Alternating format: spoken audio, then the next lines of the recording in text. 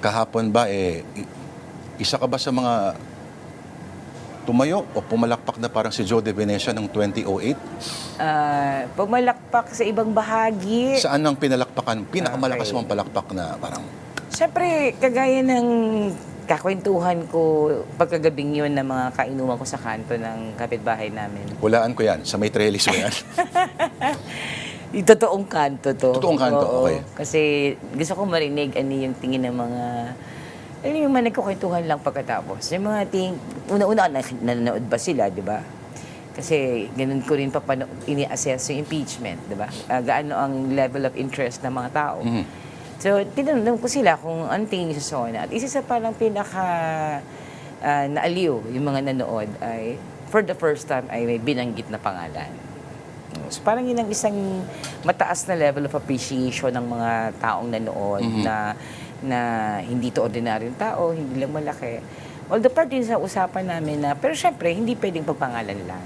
Kasi ang pinag-uusapan natin ay paggamit ng pondo ng gobyerno. Kung wala ngang pangalan designation lang, pati yung kanilang relationship. Yung kanyang pagiging Oo. Pero kamag-anak. for a man who spent his life avoiding conflict, malaking bagay yun. Kailangan mo aminin yun. Tingin ko nga yun yung isa. Although hindi ko yung tinayuan para palakpakan. Ibig sabihin, kasi nga tingin ko ay bitin yun, di ba? Kasi hindi nung point, di ba? Parang para sa kumawalan ka ng trillions of pesos of money and then ang ending lang ay, kasi atraso niya magdagdag, ay, di ba? Tsaka ganun lang yun. Yung lang, accountability at pananagot ay tatapusin lang natin sa pag-identify ng pangalan. Parang gusto rin naman natin na maging systemic, like lahat ng pinupost namin, na batas, 'di ba, para dun sa pag-investigate ng mga projects, independent, ganyan. Kasi gusto nga natin, hindi siya maulit ng paulit, 'di ba? Tapos magpangalan ka lang na magpangalan. But parang isa sa perspective din na gustong tingnan ng mga nanood ay parang at least naumpisahan. May naipangalan. But I hope it doesn't end there kasi kami medyo bitin. Nakailang SONA ka na, Congressman Magao? Nabibilang mo pa ba? Na ako yung representative.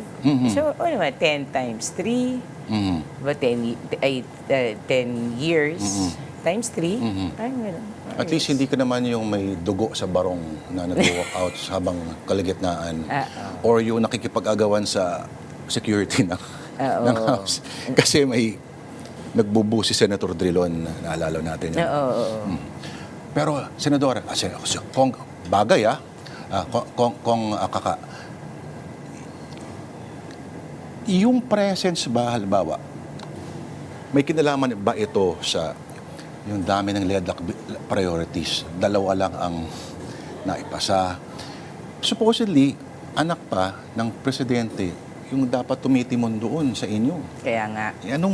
Kaya argumento ba ito laban sa kitaan ninyo, hindi talaga nag-work ang at sasabihin ko talaga, yun ang isa sa parang kumbaga misfortune o disappointment, no? Kasi ang tagal-tagal na ng land use. Parang, di ba? At sinasabi natin na nauubos na nga ang bundok natin, nauubos na ang prime agricultural lands.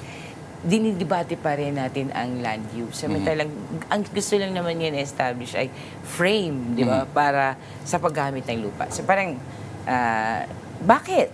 Bakit? Nasa ano na siya nasa third reading na siya House Ano problema? Hindi talaga pwedeng i-push na maging priority na nasa LEDAC siya. Yung LEDAC na guide na nga lang di ba? Hindi ka na nga pinapayabang ng maraming batas. Ilang batas na nga lang ito di ba? Kaya nga may priority hindi pwede lang unahin yun, di ba? So, nagkasa ng wide net. Tapos parang kung saan namulot. Pang-5 SONA na, tapos, so, concerned ba kayo na dineploy bigla ang isang dating, maraming gumagalang sa kanya bilang administrative lawmaker, no? Si dating Governor Joey Salceda. So, inaasahan na fast track ito. Too late na ba yung mga bagay-bagay para sa inyo? Sa akin talaga walang late, lalo na kapag ang pinag-uusapan natin ay polisya. Although, hindi late, no? Kundi sayang yung lahat ng opportunity na sana ay napigilan natin ito, to advance natin to. Yung threat na to na may nawala na naman ng lupa na magkasaka, may mga IPs na naman na madi-displace. Kumbaga, nasisiguro mo hindi mangyari. At tuloy-tuloy yung participation naman ng mga tao sa development. At sabihin naman nilang yumaman ng aming kooperatiba dahil hindi naman kami napawala sa lupa. Parang ganyan. Mawawala yung ganun di ba? Mag-create kasi yan ng space na maabuso, etc. etc. So, nakakainis kapag magiging salbahe ka konti. Nabait kasi ako bata. Hindi ko na sabihin na nakaka-disappoint. Nakakainis talaga. Di ba? Nakaka-visit. Mas powerful emotion ang nakaka-visit Oo, kaysa kasi- disappointment. Yung disappointment parang wala ka na magagawa eh. Sayang. Talaga, nakaka-visit. Lalo na kapag pinag-uusapan natin ay may mawawala na naman ng lupa dahil naging subdivision. Nako. Diba? Yung ganyan ba? Old story, minsan pipi ko na siguro makinig ang iba.